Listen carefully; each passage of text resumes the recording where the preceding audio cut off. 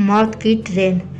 हर साल 13 नवंबर की रात रेलवे ट्रैक पर एक अजीब ट्रेन ब्लैक एक्सप्रेस दौड़ती है। यह ट्रेन किसी भी स्टेशन पर नहीं रुकती और जो भी इसमें चढ़ता है वह कभी वापस नहीं आता। कई लोग दावा करते हैं कि उन्होंने इस ट्रेन दो देखा है, लेकिन रेलवे के रिकॉर्ड में इस ट्रेन का कोई अस्तित्व नहीं है। 3 दोस्त अरुण, अदिति और विशाल इस रहस्य को सुलझाने के लिए ट्रेन में सफर करने का फैसला करते हैं, लेकिन उन्हें अंदाजा भी नहीं कि यह सफर उन्हें मौत के दरवाजे तक ले जाने वाला है। कदर, अदिति और विशाल पत्रकार थे। वे असाधारण घटनाओं पर रिसर्च करते थे। एक दिन उन्हें एक अजीब खबर मिली। हर साल 13 नवंबर को आधी रात में ये ट्रेन पटरी पर दौड़ती है। इसमें चढ़ने वाला कोई भी व्यक्ति वापस नहीं आता। विशाल ने रेलवे अधिकारियों से पूछताछ की, लेकिन किसी को इस ट्रेन के बारे में कोई जानकारी नहीं थी। हो सकता है यह सिर्फ एक अफवाह हो, अदिति ने कहा, लेकिन कई लोगों ने इसे देखा है, करण ने जवाब दिया। वे इस ट्रेन में सफ़र करने का फैसला करते हैं, यह जाने बिना कि यह सफ़र उनके मौत के करीब ले जाएगा।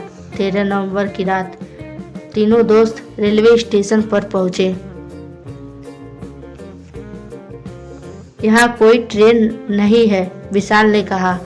घड़ी में ठीक 12 बजते ही अचानक तेज हवा चलने लगी और प्लेटफॉर्म पर एक ट्रेन आकर रुकी। ब्लैक एक्सप्रेस, करण फुसफुसाया। ट्रेन काले धुएं में ढकी हुई थी, जैसे ही इसे किसी दूसरी दुनिया से लाया गया हो। अदिति ने घबराते हुए कहा, हमें सच में इसमें चढ़ना चाहिए। जैसे ही वे ट्रेन में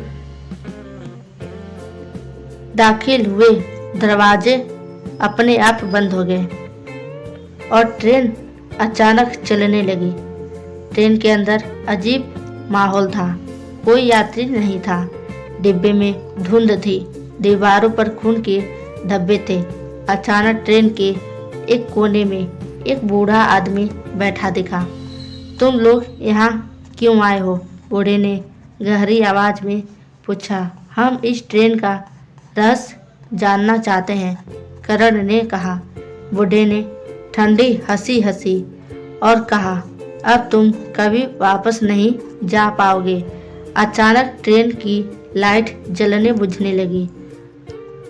आदमी और बूढ़ा आदमी गायब हो गया।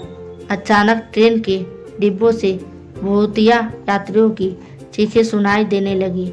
विशाल ने खिड़की से झांका और चौंक कर पीछे हट गया। क्या हुआ? अदिति ने पूछा।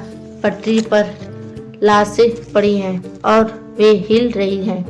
वे सब घबराकर अगले डिब्बे की ओर भागे, लेकिन वहां एक भूतिया कंडक्टर खड़ा था। टिकट दिखाओ, कंडक्टर की गहरी आवाज आई। हमारे पास टिकट नहीं है, करण ने जवाब दिया। कंडक्टर की आंखें लाल हो गई और उसने कहा, बिना टिकट सफर करने वालों की जगह नरक में नहीं होती। अदिति ने एक पुरानी अखबार की कतरन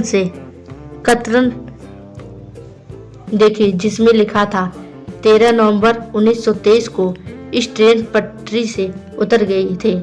इस हादसे में 300 लोग जलकर मर गए थे। तब से हर साल 13 नवंबर को यह ट्रेन भूतिया रूप में वापस आती है। मतलब यह ट्रेन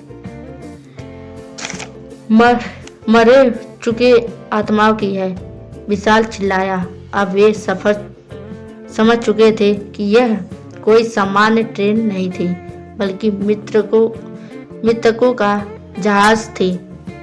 तीनों ने ट्रेन से कूदने की कोशिश की, लेकिन जैसे वे दरवाजा खोलते, बाहर सिर्फ अंधेरा दिखता। हम फंस गए, अदिति रोने लगी। तभी एक आवाज आई, केवल एक ही तरीका है, इस ट्रेन से बाहर जाने का। वे पीछे मुड़े तो एक रहस्यमय यात्री खड़ा था। कैसा तरीका? करण ने पूछा। इस ट्रेन का श्राप खत्म करो वरना तुम भी भूत बन जाओगे।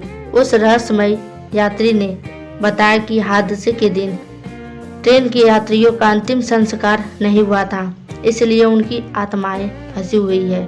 अगर वे आत्माओं को मोक्ष दिला सके तो ट्रेन का श्राप खत्म हो सकता है।